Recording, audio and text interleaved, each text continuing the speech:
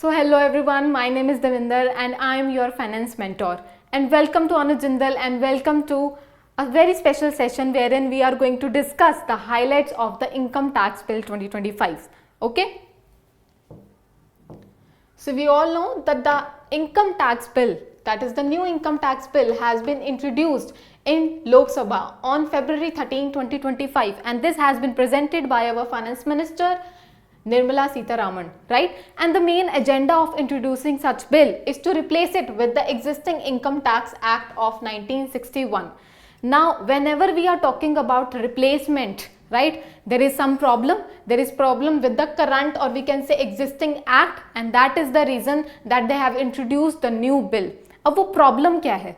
Before we get into the problem first, I think ये समझने के लिए आपको जो एवोल्यूशन है इनकम टैक्स बिल का वो समझना बहुत इंपॉर्टेंट है, right? And that is the reason we are going to discuss the evolution of Indian taxation system from pre independence era to current, or we can say existing era. Okay, so I have divided the evolution of Indian taxation system in three parts, that is pre-independence era, the post-independence era and the current scenario. Okay, तो हम धीरे धीरे बहुत ही briefly समझ लेंगे इस चीज को, so that we can understand what we are going to convey in this session. Okay, let's understand the pre independence era. ठीक है, तो हमारा जो टैक्सेशन की जो शुरुआत हुई थी that started from the independence war that happened in 1957. तो बेसिकली वहां पर इस टाइम पे बहुत सारे इंडियन रिबेलियंस थे that were fighting for the independence. इस रिबेलियंस को, और वी कैन से इस वॉर को खत्म करने के लिए ब्रिटिश गवर्नमेंट ने बहुत सारा पैसा लगाया. ठीक है, अब इतना सारा पैसा लगाया तो उनके पास जो टैक्स रेवेन्यू था वो बहुत ही ज्यादा कम हो गया था, and that is the reason they came up with the Income Tax Act 1860. So basically they came up with the first act of the India that was introduced by the British government. Okay, so after having an official act they made a lot of changes to the current act. ठीक है, इसी act में they came up with a lot of changes, and after having all these changes they again enacted the Income Tax Act in 1922, जिसमें ये सब changes भी incorporate किए गए, right? So you can see after 64 years they have came up with the new act. Okay, now we are done with the pre-independence era. Now we will move on with the post-independence era. Okay, so let's discuss the post-independence era. Okay, independence हो गई है. Now the Indian government has requested the British economist to suggest us on the income tax. और ये जो economist है ये britisher economist हैं जिन्होंने बहुत सारी अपनी इकोनॉमीज की थ्योरीज निकाली हैं, जैसे कैनेडियन थ्योरीज, और इनके अपने खुद के लॉज एंड थ्योरीज हैं जो इन्होंने growth in terms of income distribution, in terms of taxation, इन्होंने अपने खुद के लॉज निकाले हैं. एंड इंडियन गवर्नमेंट ने इनको एडवाइस किया, और वी कैन से रिक्वेस्ट किया to give us recommendation on our income tax act. Okay, तो इनकी recommendations that were happening in the 1950s were enacted in 1961 through IT Act 1961. Okay, so basically हमारी Indian government के through जो act आया था सबसे पहला that was IT Act 1961. Okay, and we can say this one is the latest act that we have currently. Okay, इसी के अंदर जो सी आगे रिकमेंडेशन और जो चेंजेस होते रहे हैं वो इसी एक्ट के अंदर होते गए हैं, right? Now we have come to 1960s and 1970s era. अब ये जो एरा था this was the era of socialism. ठीक है, अब सोशलिज्म का मतलब क्या होता है? That government is emphasising on equality of the income, equality of the wealth. ठीक है, अब इसी चीज की एम्फसिस देते हुए, इसी चीज पे फोकस करते हुए they have introduce these many we can say provisions, और वी कैन से प्रोविजंस और रूल्स इन द करंट, और we can say the existing IT act. अब वो क्या क्या थे? That was equity, we can say equality of income,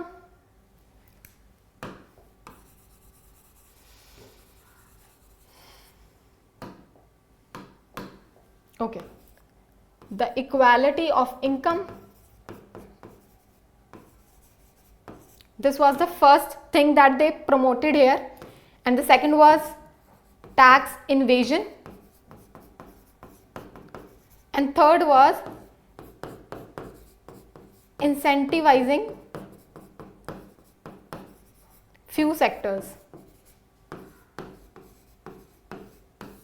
यहां पर उन सेक्टर्स को इंसेंटिवाइज किया जा रहा था टैक्स की फॉर्म में जो कि अच्छा परफॉर्म नहीं कर रहे थे, and that is the reason उनको टैक्स इंसेंटिवाइज दिया गया, so that they can perform well और they invest more in that particular sector. So these were all the changes that were made in this 10 decades, or we can say in this single decade, right?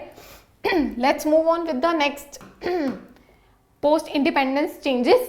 Okay, we have now come to the 1980s TRC formation. This was the committee, that is Tax Reform Committee, that was formed in 1986.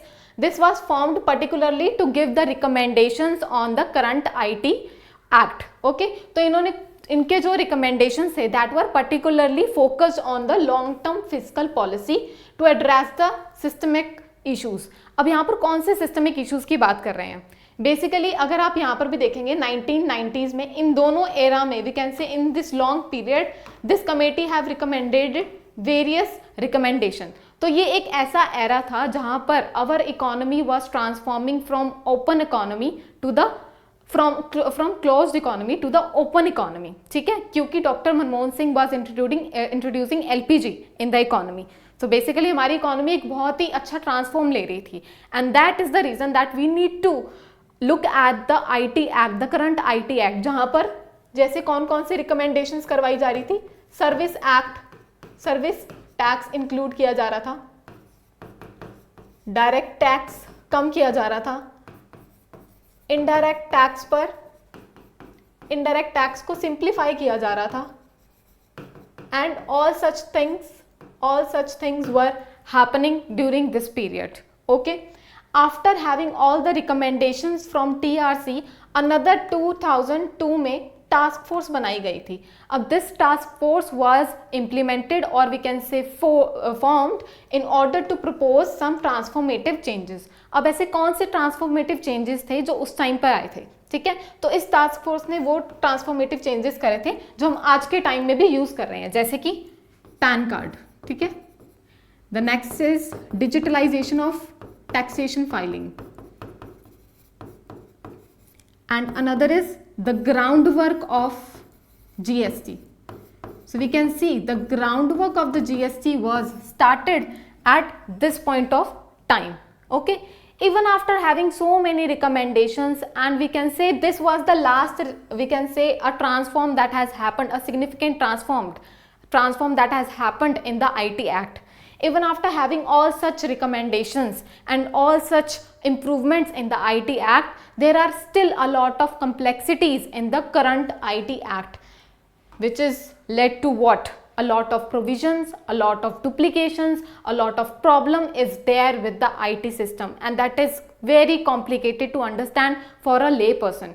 And that is the reason that new income tax bill has been introduced by the finance minister. Now we will see what all are the changes that have been made in the new income tax. So basically the agenda is to make the text clearer and easier to understand, so that a simple person, or we can say a lay person, can also understand what is happening in the income tax act. Okay, and there has been no major tax policies that has been changed in the income tax bill, and there is no change in the income tax act, income tax rate as well. So basically यहाँ पर tax payers को policies change करके या फिर rates change करके उनके mind को disturb नहीं किया जा रहा, उनको एक अनईजी फीलिंग नहीं दी जा रही है, but they are introducing such act in order to make it simplify, in order to make the lay person understand what is written in the act. Okay, and this is the whole agenda, and how they are achieving such agenda through these three things. Okay, so the agenda is to simplify the language. जितनी भी language है उसे simplify किया जाएगा. The next is removing the unnecessary and repeated provisions. ऐसे कौन से provisions है जो obsolete हो चुके हैं over the period of time, और ऐसे कौन से प्रोविजन है that are repeated in nature, and उनको डिलीट किया जाएगा from the current income tax act. And reorganising the sections logically. ठीक है, ये अभी आपको समझ में ना आए, but we are going to take one example to understand how they are reorganising the sections, so that it is important for the lay person to understand how the things are referred in the Income Tax Act. Okay. So basically I have taken one example. This was released by PIB, okay, the Public Information Bureau. And we can see that few things are discussed here. The words, sections, chapters, tables, formulas of the existing income tax act and the proposed income tax bill. तो basically यहाँ पर comparison हो रहा है कितने words हैं, कितने chapters हैं in the existing act and in the proposed income tax bill. तो we can say income tax act में 5 लाख तक के वर्ड्स हैं, but in the new one it is around something 2 lakh. Chapters की बात करी जाए it was 47 and it has been reduced to 23. If we talk about the sections, there were 819 sections, but this has been reduced to 536 only. Okay. Tables की अगर बात की जाए, tables इन्होंने यहाँ पर इंक्रीज कर दिए हैं टू 57. अब टेबल्स की जब हम बात करते हैं, tables are easy to understand, tables are easy to analyse, and that is the reason they have increase the tables here and reduce the number of chapters and the words in the income tax bill. Okay, अगर हम formulas की बात करें, they have significantly increase the number of formulas from 6 to 46.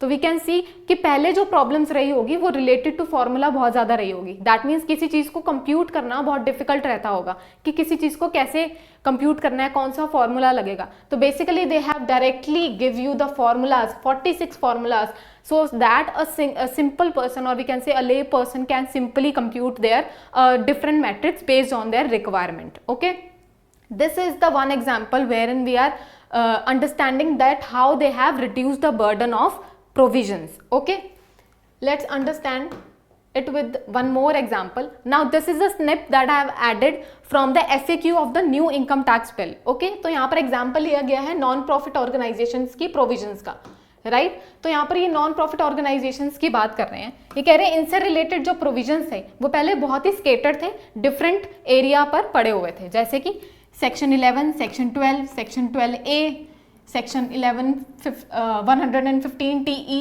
115 TD, 115 BBI. तो ये बहुत जगह पर स्केटर्ड थे. So now they have concluded, or we can say put all these provision in one single chapter, that is part B of chapter 17, titled as B special provision for registered NPO. So you can see that in the new bill the things are put in one place so that it is easy for a lay person to refer. Okay, let's take one more example. Okay, so in this example I have shown you that अगर एक इंसान को exempt देखनी है अपनी, कौन कौन से इनकम पर वो एग्जेम्प्ट लेना चाहता है, जैसे कि एग्रीकल्चर इनकम पर अगर आपको एग्जेम्पशन देखनी है तो you have to look at the schedule 2. Okay, पहले ये सारे प्रोविजन स्केटर्ड थे in different provisions, but they have concluded in one single schedule, and so forth. They have made different schedule for different kind of income and different kind of person. जैसे कि non resident को अगर उनके exemptions देखने हैं, they will refer to schedule 4 of the income tax bill, and this is how they have improved the income tax bill. Okay. Okay, so apart from the previous changes, they have also changed the previous year और assessment year with the tax year. So basically वो क्या कहना चाह रहे हैं, पिछले income tax act में बहुत सारे ईयर्स की बात की गई थी, जैसे assessment year, previous year, financial year. तो बेसिकली ये कंफ्यूजन क्रिएट कर रहा था for the tax payers, and they have changed all such terminologies with one single terminology, that is tax year. ठीक है, अब टैक्स ईयर का ही यूज होगा through out the income tax bill.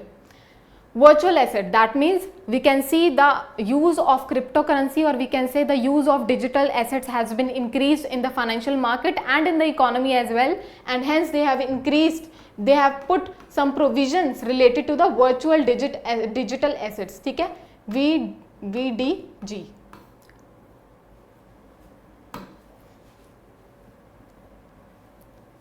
VDA, ठीक है, virtual digital assets. Okay.